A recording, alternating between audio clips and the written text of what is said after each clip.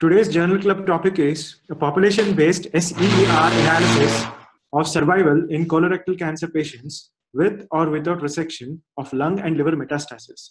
Myself, I'm Dr. Satya Vijay, surgical onco SR from IMS BHU. And the present paper which we are discussing is authored by Dr. Alexander, Dr. Ulrich, and Dr. Reen. And it is published in BMC on 2020, March 23rd. Colorectal cancer is one of the most frequent malignant tumors, and approximately 1/3 with colorectal cancers present with subsequent colorectal metastasis, and another 23 to 38% of patients already have or will develop an extrahepatic disease. And there has been an improvement in the median overall survival of all these metastatic colorectal cancers, which was 5 months in 1993, and right now it has been greater than 3 years. This has been attributed to the better understanding of the heterogeneity and patient-tailored treatment using antibody in combination with chemotherapy and immunotherapy. So the main objective of this survival in patients with metastatic colorectal, liver-only resection, lung-only resection, or coming to the methodology, the study cohort consists of all the data from the Surveillance Epidemiology and End Result Program of National Cancer Institute of United States. It constitutes 28, and coming to the study design, all the patients diagnosed with colorectal cancers between 2010 and 2015 are taken into the study, which constitutes 2,17,068 people. A median follow-up of about 15 months of all the patients has been done, and 19 months for all those who are alive at the end of the follow-up were also done.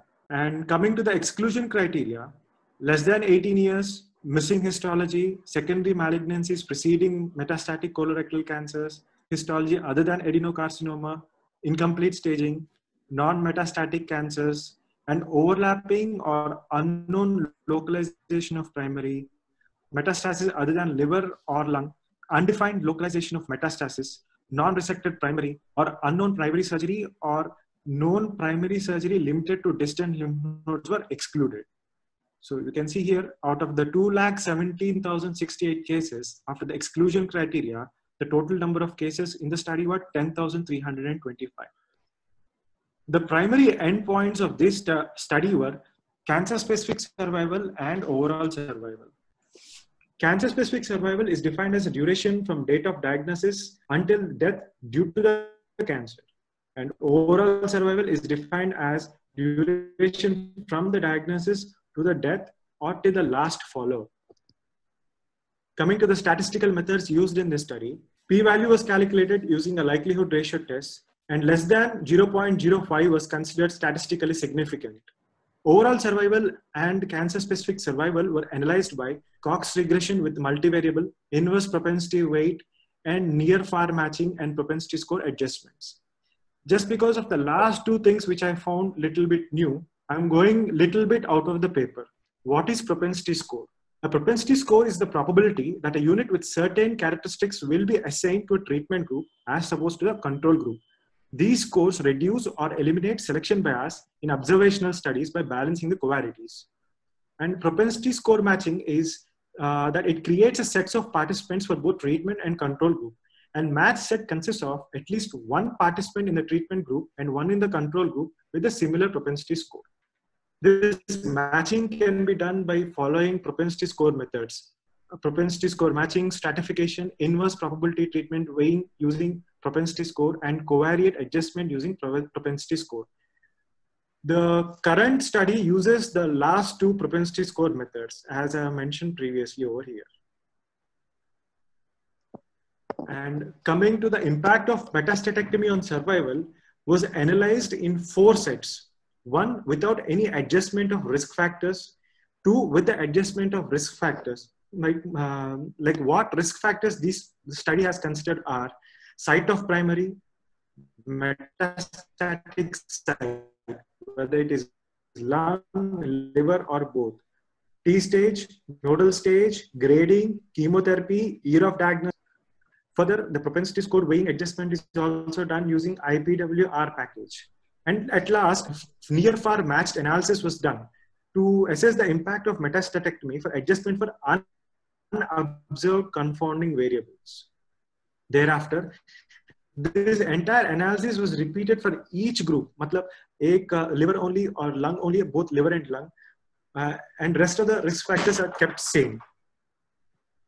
Coming to the results, the patient characteristic features, as we have seen, there are total 10,325 cases, out of which 4,299 were alive, which includes 41.6%. And the patients that died due to cancer are 5,667, which constitute 54.9. And death from other reasons for 359, constituting 3.5%. The most common metastatic site was liver only, which constitutes 79.4% with case of 8,195.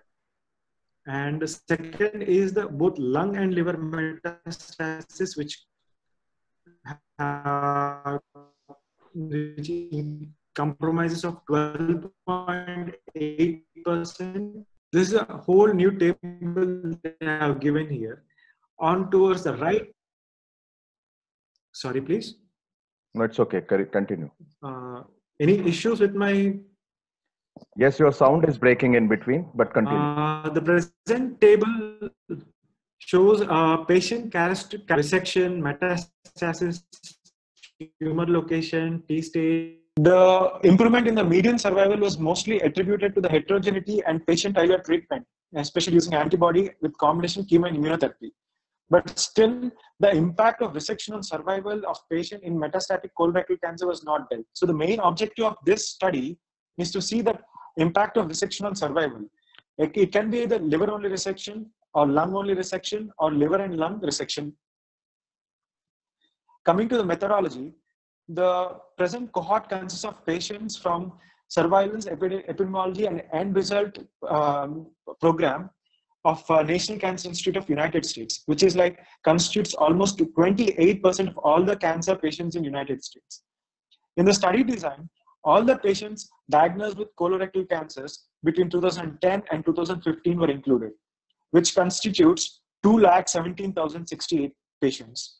And after a median follow-up of 15 months for all the patients and 19 months for those patients, for the patients who are live at the end of follow-up. The exclusion criteria include all the patients less than 18 years, missing histology, secondary malignancies preceding metastatic colorectal cancers, histology other than adenocarcinoma, incomplete staging, non-metastatic cancers, and overlapping or unknown localization of primary, metastasis other than liver or lung, undefined localization of metastasis, not resected primary, and unknown non-primary surgery or non-primary surgery limited to distant lymph nodes were excluded. So the next picture shows that out of 2,17,068 cases, after exclusion criteria, the total cases left were 10,325. The primary endpoints of this study are cancer-specific survival and overall survival. The cancer-specific survival is defined as the duration from date of diagnosis until death due to the cancer. And overall survival is defined as duration from diagnosis to death or up to the last follow-up. Coming to the statistical methods used in this study, a p-value was estimated using a likelihood ratio test, and less than 0.05 is considered statistically significant. Overall survival and cancer-specific survival were analyzed using 3 tests: Cox regression with multivariable or inverse propensity weight, and near-far matching and propensity score adjustments. Just going a little bit out of study, because of propensity, I wanted to deal a little bit more. What is a propensity score? A propensity score is a probability that a unit with certain characteristic features will be assigned to treatment group as opposed to that of a control group. These scores reduce or eliminate selection bias in observation studies by balancing covariates. Like, what is propensity score matching? Propensity score matching creates a set of participants for treatment and control group. And these match set consists of at least one participant in treatment group and one in control group with similar propensity score. All of these are to avoid confounding factors. And there are 4 different types of propensity score methods. And the one used in this study were inverse probability of treatment weighing using propensity score and covariate adjustment using propensity score. And the different sets. One, without the adjustment of any risk factors. Second, I have considered in this study were like the site of primary, metastatic site, T stage, nodal status, grading, chemotherapy, a year of diagnosis, age, gender, ethnicity, and marital status. Further, these were like adjusted with propensity scores. And after that, near far matched analysis was done to see whether adjustment for unobserved confounding variables were done. Thereafter, the entire analysis is repeated for each subgroup, for liver only, lung only group, and both liver and lung group, except for the site of metastasis. Coming to the results, about the patient characteristic features, out of 10,325 patients which we have taken, alive were 4,219 at the end of the 54.9%, and death for other reasons were 359. Among the most common site of metastasis, liver was the most common one, constituting 79.4, and followed by lung and liver metastasis constituting 12.8, and lung only metastasis constituted 77.8. Metastatectomy was done in 2,906 patients, which constitute 28.1% of cases. Next is a table. If we can see, next table showing patient characteristic features. This table shows patient characteristic features on the right side. And you can see 2 vertical rectangles. One is no resection group and other is a resection group. And these patient characteristic features were significantly different in both the groups, except for the T stage and ethnicity, which I have marked with the brown arrows. I have put 2 question marks in this table because the tumor localization was also significantly different in both the groups. But according to journal, if we see in the next slide, it was given that there is significant imbalances in the baseline characteristic features except site of primary, T stage, and ethnicity, which I think the journal might have been wrong. Please kindly someone verify it and do let me know if I'm wrong. Coming to the next table, like impact of metastatectomy on survival of all the metastatic sites were initially calculated, which shows that cancer-specific survival is 2.8 years with in patients with metastatectomy and 1.8 in without metastatectomy. It is significantly better in patients with metastatectomy. Even median overall survival is significantly better in group with metastatectomy. There is one more thing they have given, that is 3-year survival rates. There are 2 arrow marks given in the below the screenshot of the paper, showing 2 different values. I didn't understand for why there are 2 different 3-year survival values. If we come to the next table, so this is a table where I want to break it into 2 parts. One is over the right side, arrows pointing at the prognostic factors, which are better.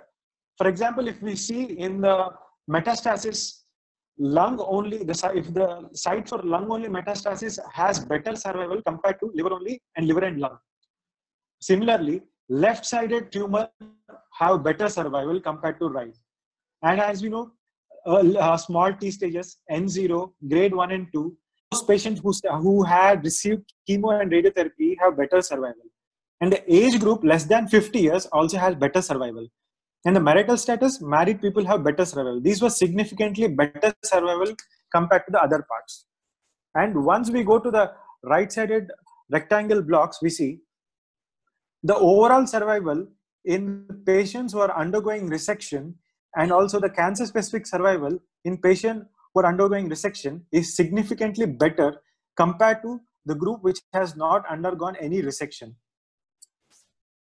This is if we go to the next slide, we can see this thing which I have made a summary crux of all the table which I have given. So when all the sites of metastasis were taken for metastatectomy, there is improved cancer-specific survival and improved overall survival. And better survival was noted when the site was lung only, and when it is in left-sided colon or rectum, when it is node negative, and when it is lower stage and lower grade, it is better in married. Next slide, sir. Overall analysis for all this, including all sites. Now, individual site has been taken into fact. If we take the individual site, site of liver only site is seen in 8,195, and out of 8,195 patients with liver mets, 2,500 underwent metastatectomy, and out of 807 patients with lung mets, 144 underwent metastatectomy, and out of 1,323 patients with liver and lung mets, 262 underwent metastatectomy. If we come to the can we move to the next slide? Yeah, this slide, it is like a forest plot of both unadjusted and adjusted survival analysis. The one which I have highlighted with brown shows that there is a significance. For example, if we see in liver mets, unadjusted with this risk prognostic factors, and those adjusted with all the multivariable propensity and IPW, overall survival is significant in liver. But when in case of lung and both, only when it is unadjusted with any risk factors, thus overall survival and cancer specific survival was significant. But this significance was not seen when the risk factors were adjusted with either propensity score or multivariable Cox regression. If we see the resection of liver metastasis only, metastatectomy was beneficial regarding overall survival and cancer specific survival in both unadjusted and adjusted analysis. But in case of both lung and combined, metastatectomy was beneficial only in unadjusted analysis. In adjusted analysis, this significance was not found. So if we move on to the next slide, sir, like the same features were analyzed in the form of survival curves. The above three survival curves were like for unadjusted data, and below three survival curves for adjusted data, and the results were the same. It is significant for liver, lung, and both in unadjusted data. Coming to the adjusted data, it is significant only in liver mets, but significance was not found in lung and liver metastasis. So coming to the discussion, benefit of metastatic resection of selected patient has led to improvement of 5-year survival of 20 to 38%. And most available data of resection of liver and or lung metastasis are based on small case series as well as retrospective data and review. Large cohort analysis to address the impact of metastatectomy in relation to overall survival and cancer specific survival were scarce. So this is the first surveillance epidemiology end result analysis using IPW and propensity score to assess the impact of metastatectomy on survival in colorectal cancer patients with a special focus on liver and lung metastasis with removed primary. Propensity score has been defined statistical method. So this study has concluded that improvement in resection in metastatic colorectal cancers after resection of both lung and liver, as described in scientific literature, are not real on population-based level, but are caused by differences regarding confounders that could not be adjusted for in multivariate regression analysis. There are two similar other studies, for example, which were also population-based. One is the metastasis-directed therapy for liver and lung metastasis from colorectal cancer, was done by Boysen et al. In a Dutch cohort, which demonstrated a survival benefit with lung metastatectomy compared to a group of no resection. But this benefit was found only in univariate analysis, and no significant benefit was seen in multivariate analysis. Hence, the selection bias is inherent. It could be due to healthy patients with less metastatic disease or better biology getting operated. Another study in China is a prognostic value of distant metastatic sites and surgery in stage 4 colorectal cancers. It's also a population-based study done by Liu et al. In 2018. This study has shown that isolated lung mets has better cancer-specific survival and overall survival as compared to patients with mets at other sites. Isolated liver metastasis has better prognosis as compared to patient with isolated bone or brain mets. But these authors did not analyze the impact of outcomes of resection and survival of metastatic colorectal cancer patients. Like as every study, even this study has few limitations, like lack of information about intention, whether it is a curative or not, or extent of metastatic. There is lack of biomarker information like RAS, BRAF, and microsatellite instability. And there's no information about systemic therapy. No information about conversion rate of resection of initially unresectable metastasis. No information about time point of resection or what kind of margin it is, whether it's R0 or R1 or type of surgery was not given. No information regarding diagnosis of pulmonary metastasis, whether it is a benign or malignant, is available. So to conclude, this is a population-based propensity score adjusted analysis of metastatic colorectal cancer, showing that resection of liver metastasis only improves overall survival and cancer-specific survival. Resection of lung metastasis as well as both lung and liver did not result in increased survival. And you have done a good job trying to point out the limitations of this study. Yes, sir.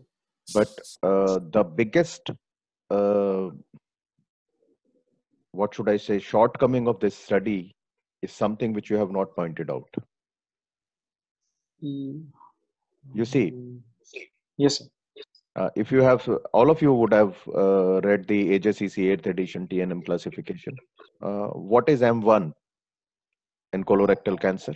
So M1 is basically classified as M1A, M1B, and M1C. Yes. M1A is non-regional lymph node metastasis like external iliac, internal iliac, or a single metastasis, single site of metastasis like liver, lung, or brain is called as M1A.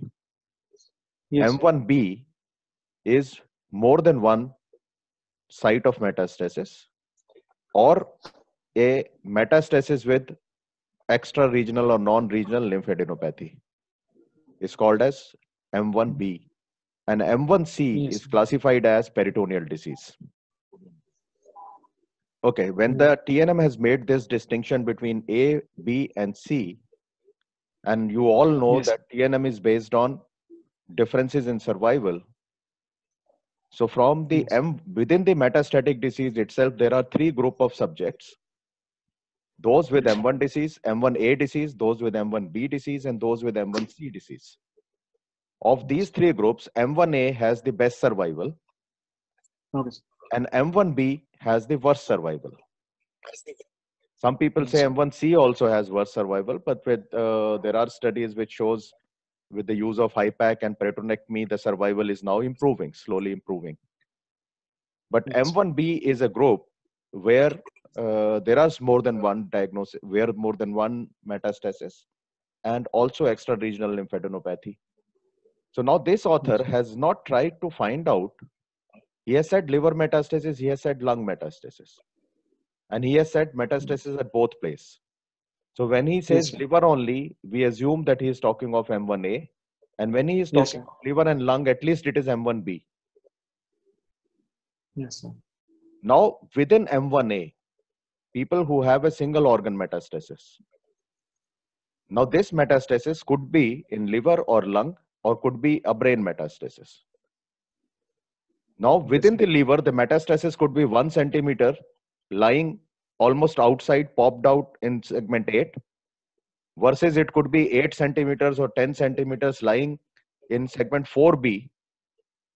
Because it's a single metastasis, it will be classified as single organ. It will be classified as M1A. So even if there are 13 metastases or 15 metastases within the liver and no other organ involvement, it will still be classified as M1A. Yes. Now, one metastasis could be resectable, the other one is not resectable. So what this author has done is he has taken all metastases and compared where the surgery has been done versus where surgery has not been done. Now the first question is, the cases where surgery has not been done, were they operable and not operated upon? Or they were inoperable to begin with? So when you showed your first slide of where he has compared the patient characteristics and shown that patients do not match on any characteristic, Yes, sir. Even in that, he has not shown that whether it is M1A or M1B, even M status is not shown in any of the slides. Yes, sir. It was never mentioned. It is never mentioned. So this is one of the biggest drawback, that he is trying to compare those patients who were operable versus those who are not operable, probably. Yes, sir. Because Yes, if somebody has not operated upon, we assume that they were inoperable. yes, sir. So when you compare a operable group versus a non-operable group, obviously non-operable group will be poor performers or die earlier. Yes, sir. And Yes, sir. that is exactly what his study is showing. So Yes, sir. his study is not showing benefit of surgery. His study Yes, is sir. showing that the tumors which are operable and are operated upon have better survival than those who are left as it is or who are not Yeah. operable. Yes, sir. So this is one of the biggest disadvantage of this study, which probably the reviewer or the editor even has not found out that this has done. Now, if you look at, I'll be sharing with you some more data, because I think this is an important topic and we should talk about metastatectomy in colorectal cancer, because a lot of Okay, hue sir. and cry is being made on this. So I'll be sharing with you just a few slides. This is a study which is published in 2018, but it is a 2016 study, where this is a survey basically. This is survey where various specialities has been asked, and the person asked that given the situation, how are you going to manage this patient? Would you consider metastatectomy or not? And you will be surprised that there were different specialties people in this group, and you will be surprised that 39% of surgical oncologists prefer to have a upfront systemic therapy, which is nowadays called neoadjuvant therapy. So if a patient has a M1A operable disease, TNE, NNE, M1A operable, most of the surgical oncologists will prefer to have a neoadjuvant chemotherapy rather than take up the surgery upfront. While most of the general surgeons will take the surgery upfront and refer the patient for adjuvant chemotherapy. So this is a change in attitude, which shows that medical oncologists, hepatobiliary surgeons, colorectal surgeons, and others will think differently than the general surgeons, and colorectal surgeons thinks differently. The second paper is again an old paper. It's a 2013 paper. This paper I have selected because this is a very, very, very interesting paper. And this is kind of a review article where the author have talked about potentially resectable colorectal cancer liver metastasis. I'll tell you what potentially resectable is, but bear with me for a minute. Where they have quoted this EORCT trial, which compared the primary neoadjuvant chemotherapy versus primary surgery. And it has shown that there is a 21 to 25% regression, reduction in the hazard ratio or risk of dying if a person receives neoadjuvant chemotherapy first. And second, they have talked about the post-operative adjuvant therapy, and they have shown that again there is a reduction in risk if the post-operative adjuvant therapy is given. But this is not consistent. Some studies have shown, the other studies have not shown. But this editorial, which was published in journal Cancer in February 17, is a very, very interesting reading. If you get this full article, this is a free online. Cancer Journal is a Wiley journal and it's free online. So you read it. This basically is an editorial on an article which was published again from the National Cancer Database. And there are some very interesting observations which the editors have made. They said 57% of patients underwent asymptomatic primary tumor resection. Now, when you are dealing with most of the patients, you expect them to be symptomatic. So if a patient is asymptomatic, 57% went resection. 25% of the patients who underwent primary tumor resection never received systemic therapy. So you are dealing with an M1 disease and you are going in without a systemic therapies.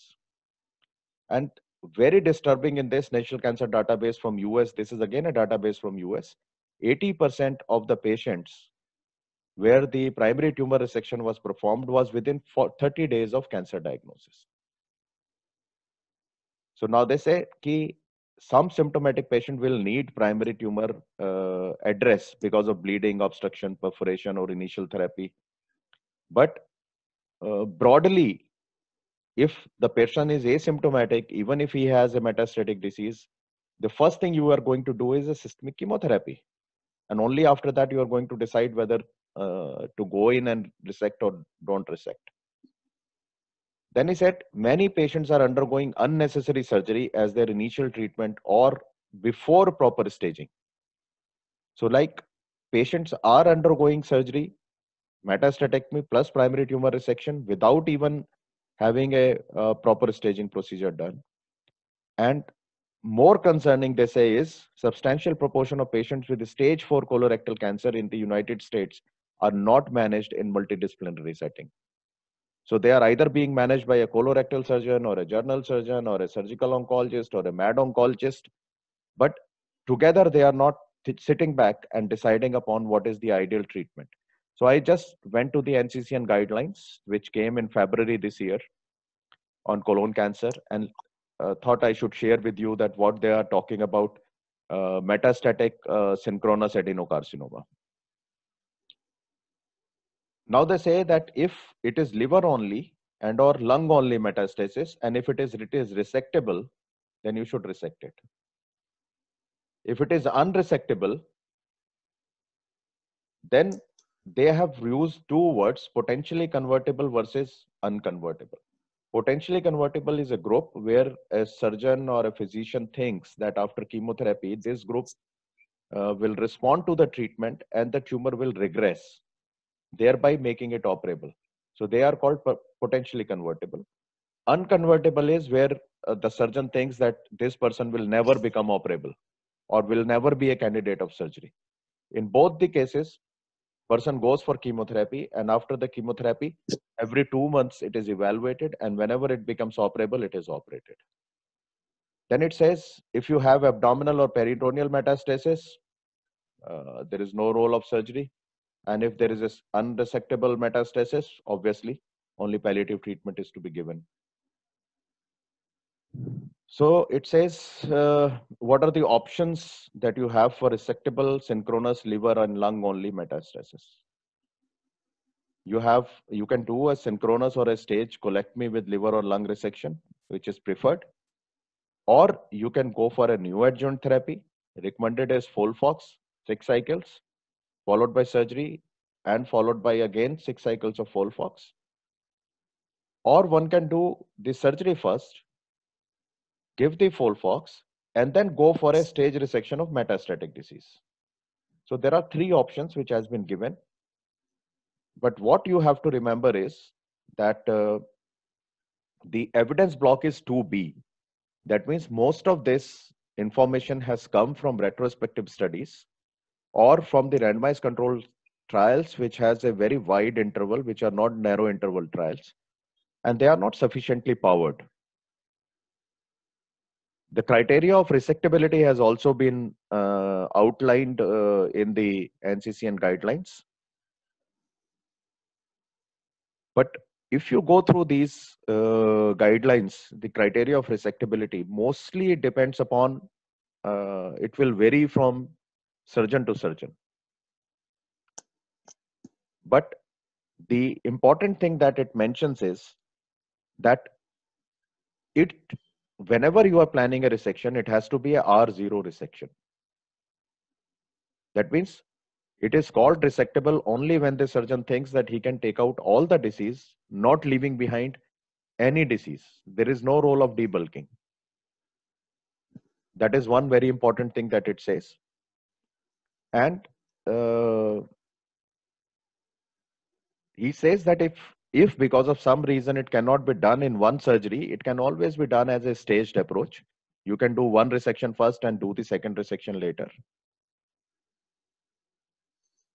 It says that when the hepatic metastasis is not optimally resectable. Now, what makes them non-resectable? It is insufficient remnant liver volume, or the approaches which required portal vein embolizations, or anything where you think you can consider a staged liver resection later on. You can do an volume augmentation procedures first, do a portal vein embolization, let the normal part grow, and then do a resection. You can always think of other part. Another thing it says that you can also use the ablative techniques like RFA. But the disease need to be amenable to ablation or resection, and you have to ensure that no disease is left behind. It is very important in metastatectomy that in case of metastatectomy, it has to be a R0 resection. Then, as I said, potential conversion is a disease which you think is not operable. You put the patient on chemotherapy, and every 2 months you have to evaluate that patient for chemotherapy. And whenever you think that disease has become operable, you go in and operate. And all these guidelines, whichever has come in NCCN, is again 2B. So let me be very clear that all these guidelines are 2B, and there is no other evidence which is coming, and there are no randomized control trials which are available. So with this background, it is now open to discussion. Stage wise, first you operate lung mets and then liver mets.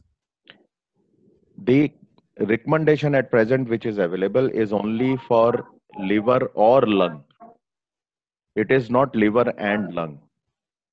There are some people who are doing both. If they find 2 metastases, one in liver, one in lung, and if both are operable, people are doing it. But the recommendation which is now available is only for excising lung or liver. And for other sites, it is not there. No, they are operating. Sir, they are operating simultaneously or by stage wise. Either is acceptable. Both are acceptable. But it depends upon whether both can be approached at the same time or not. If both can be approached at the same time from a single incision, yes, why not? And if the surgeon thinks that there will be problem in doing the two together, then it can be done as a stage procedure. Sir, does solitary lung mets resection in colorectal cancer has any survival benefit? Yes, it has. Retrospective studies have shown that if the lung is the only site of metastasis, and if it is operable, the surgical resection of it improves survival over chemotherapy alone. But you have to remember that when you are doing a metastatectomy, it doesn't mean that you are not using systemic therapy. So you have to use systemic therapy with it. So basically, when you are comparing chemotherapy alone versus chemotherapy plus surgery. And whenever you use 2 modalities, it will always have a better survival over a single modality. Understand? So when you are doing a resection first and then putting the patient on systemic therapy. On the other side, if you say that you are not resecting, you are putting the patient only on systemic therapy. So 2 modalities are always better than 1 modality. Sir, in this study, they have not discussed about synchronous versus metachronous metastasis. I mean, it's like along with the tumor. Yes. And after the recommendation for metachronous metastasis is same as that of synchronous metastasis. There is no difference. If the metachronous metastasis is operable, say primary surgery has been done 5 years earlier, patient has received adjuvant. 5 years down the line, he develops a solitary liver metastasis. And if it is operable, it should be operated and patient be given systemic therapy. So recommendation for metachronous tumors are same as that for synchronous tumors. The all metastasis now has to be categorized as operable not operable, potentially operable. Right. Okay. So all metastasis from the surgeon point of view has to be categorized into 3 categories: operable, potentially operable, inoperable. Inoperable goes for palliative therapies. Potentially operable goes for neoadjuvant therapy followed by surgery. And operable goes for surgery followed by adjuvant therapy. And there is one trial which has shown that even in operable metastasis, if you give chemotherapy first, there is a better survival. Sir, in the liver, how many lesion in the one lobe we can size? Number of lesion. There is no dictum on number of lesions, and classically people were using terms like oligometastatic versus non-oligometastatic, but these terminologies are no more used now, because instead of saying oligometastatic, because oligo does not have a standard definition that what you call oligo. The classical which was used was less than 4 metastasis, 4 or less than 4 metastasis. But if you can do a right hepatectomy and take out 10 metastasis, it is still operable. So now when you are talking of operable, it is oligo versus non-oligo debate is ended. Even non-oligo, more number of metastasis, if it is operable, you can still go ahead and operate. So now that metastasis, that what is the minimum number or what is the maximum number is not there. It should be technically operable and you should be able to get a R0 resection. So if you are able to do it, well and good. Yes, sir. And one question more I wanted to ask, sir. Is there any concept of margin during metastatectomy, or we will be removing is there any concept of margin while doing metastatectomy? The dictum is to have a R0 resection. How much of the margin should be taken out? There are no studies that has looked at margin. As I said, that it is only a 2B evidence, which is mostly derived from retrospective studies. And margin status, nobody has actually looked at 1 centimeter margin is better than 3 centimeter margin. But we definitely know that R1 is poorer than R0. And the aim is R0 resection here. No residual. But I guess that if you are doing a liver surgery, you have to go by the standard of 3 to 5 centimeters, which you use for hepatocellular carcinomas.